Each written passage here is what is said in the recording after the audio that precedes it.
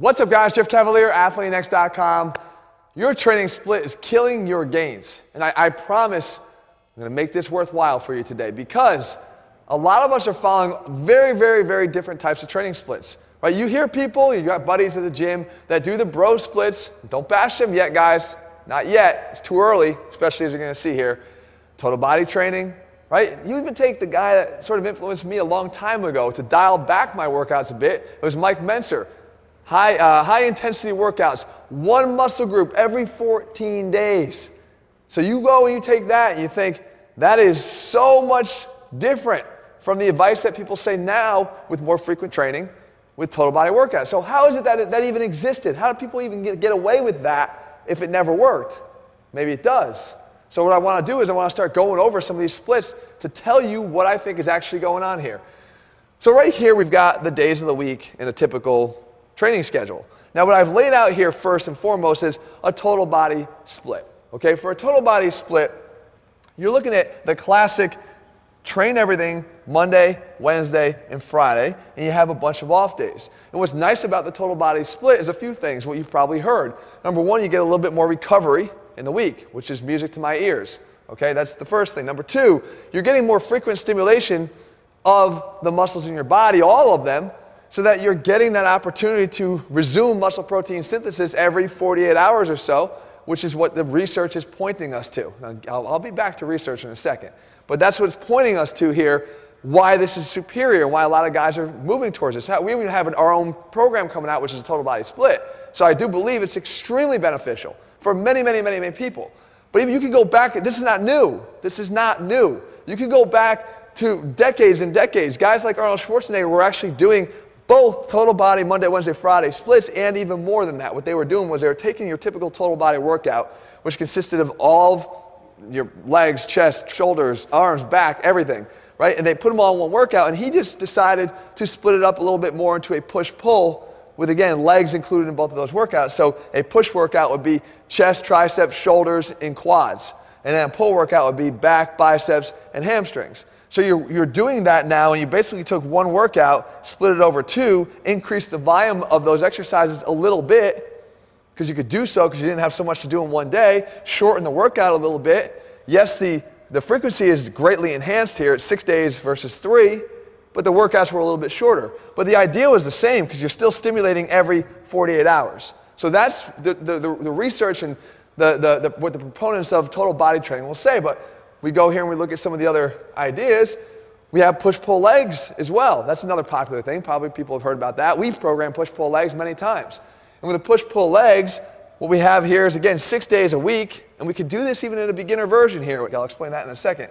But with the push-pull legs, the benefit here is that you're starting to train more athletically. Right? My big benefit with this split is that I get to pair muscles together that share similar functions. So I'm not thinking about chest training. I'm not thinking about tricep training. I'm thinking about push training. Right? When you saw Antonio Brown coming through here, we actually did a push workout. When you saw Sheamus coming through here, we did a posterior chain workout. We're grouping muscles that tend to work together because athletically, that's how we're going to function. So I like this, and I veer towards this a lot. And what we do is, if we wanted to go more towards a beginner level, we could do a push workout on a Monday. We could have a day off. We could do a legs workout here on Wednesday, a day off, a pull workout here, and a couple days off. So we're dramatically decreasing the overall volume, but at least we're still maintaining the benefits of those similar functions and shared functions to at least train the body in that way. Because what we don't want is necessarily when we talk about bro splits, because we can break this down even further. And a lot of guys do this. And again, we've used bro splits in training for a particular purpose, because you always have to ask, what is the end goal? If it's straight hypertrophy, there are going to be benefits to bro splits in terms of developing muscle and building muscle like a bodybuilder, even though we don't train bodybuilders. Okay? But we do recognize that guys want to build muscle, and sometimes doing that is important to split things up. However, this here is why bro splits get a bad name. Because what we've done here is we go shoulders, chest, triceps, back, biceps, leg, and a day off. Why is that not so good? Because based on what I just told you here, you're basically overlapping sequentially shared functions. I'm going with a push muscle, shoulders, and push, chest, and push, triceps. Where's the recovery? We know that when we do chest exercises, we're going to impact the shoulders, If you do a bench press here, you know you're working your shoulders. Where's the recovery from your shoulder training the day before? Especially as a natural athlete, recovery is paramount. Where is it? It's absent. So what you want to do is you want to make sure you're not doing bro splits like this, because this is where they get a bad name. Instead, you opt for something different.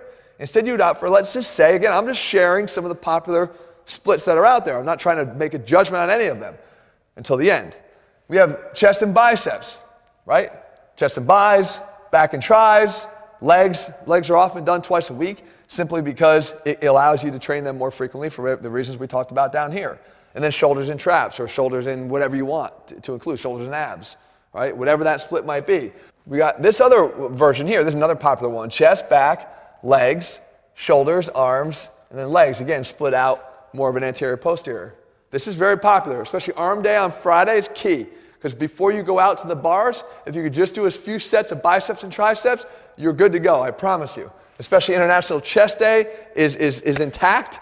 This is great.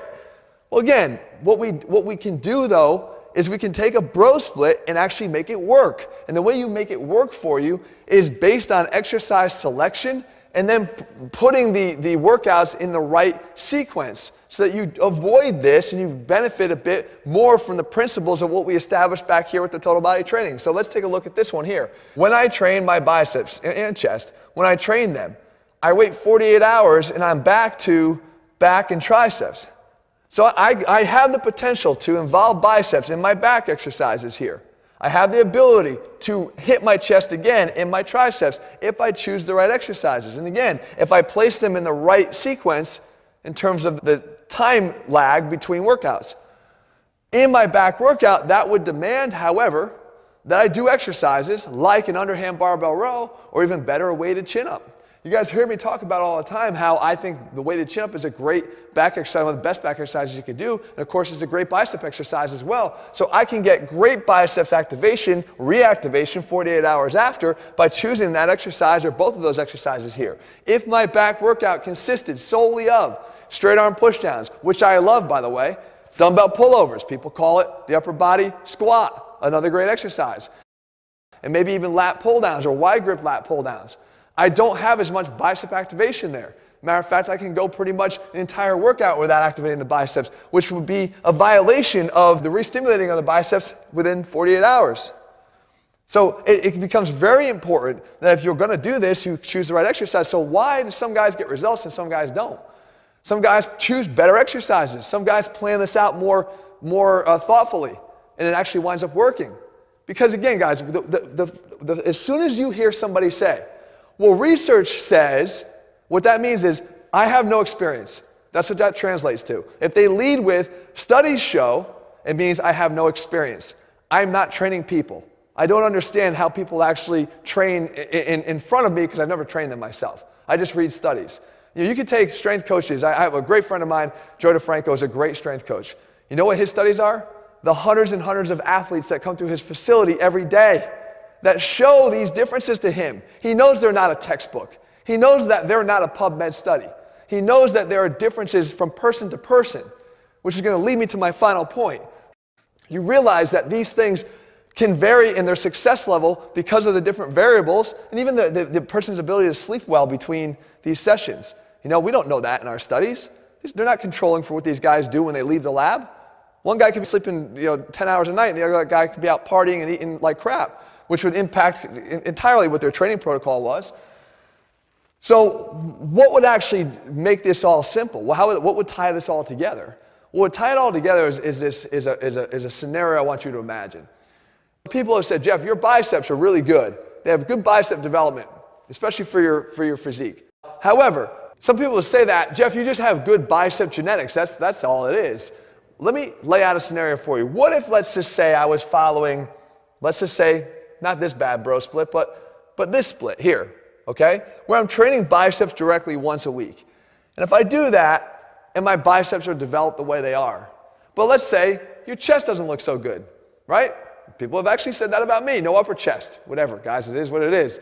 You know, the fact is, maybe it's not that I have such great bicep genetics, but maybe it's that my training split that I've stuck with so long because it's been so loyal to me is optimal for bicep development.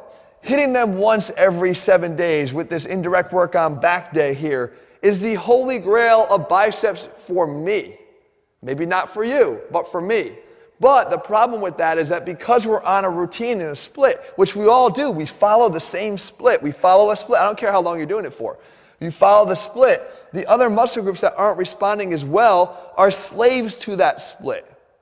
The chest is also, because it's linked here and it's only once a week, may not be getting enough stimulation, even with the indirect stimulation here. And by the way, tricep day would involve some sort of a close grip bench press to do that. But let's say that's not enough. The chest isn't responding well enough. It's a slave to that split. So what I want to do is I want to make sure I change my split up. I would go to a total body, let's say. And in my total body, if I was doing 12 sets of biceps over here over the course of the week, and now I divide them up to 4, 4, and 4, right? Monitor what happens. Do you continue to see strength increases? Do you see development continue? Or do you see the opposite? Do you start to become less strong in your bicep training? Do you start to see development of your biceps taper off or not look as good anymore? If that's the case, then what you would do is you would modify this split so you were doing biceps once again in addition to this split once a week. Right? It only makes sense. From a frequency standpoint, it's optimal. But it doesn't sacrifice the fact that now my chest gets stimulated every other day, and now all of a sudden I start to see gains. So you know why splits are killing your gains, guys? Because we fall in love with the same one too often, and we stick with it for far too long. If you're not making gains in strength, if you're not making gains in hypertrophy, if you're not changing in the mirror, if you're not satisfied with where you're at, but you've been told, because studies say, that a certain method of training is what you should be doing, stop thinking that way, guys. Start changing what it is you're doing. Experiment with something different. Try a different split. Don't go with the dumb bro splits, because those are dumb for a reason. We already outlined those. But use something different.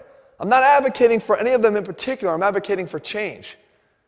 If you're unwilling to change just because you're locked in, because people will tell you that total body is so great, or that splits have helped them build massive biceps, or whatever it is, stop thinking that way. It's not individual to you, and it's your responsibility to start figuring out what is. And when you do start mixing your routines and your splits up, and you start to see the changes and the improvements in some areas and maybe regressions in others, you then become a little bit more educated as to how you need to put that workout together for yourself to allow for the best gains everywhere going forward.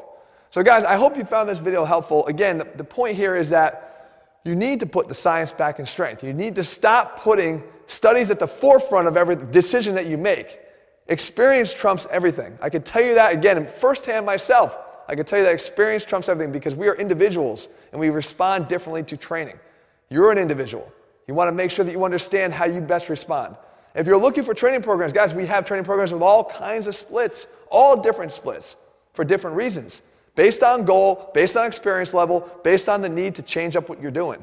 They're all over at ATHLEAN-X.com. In the meantime, if you found the video helpful, leave your comments and thumbs up below. If you haven't already, guys, please subscribe and turn on your notifications so you never miss a video. And let me know what you want me to cover. This has been a question that has been asked here many, many times before, and I feel like it needed a more elaborate answer, right? Because there's no, oh, the best training split is this. No, that's wrong. That's BS, and that's bad advice. That's what you get maybe on another channel, not here. All right, guys, we'll be back here again soon with another video. See ya.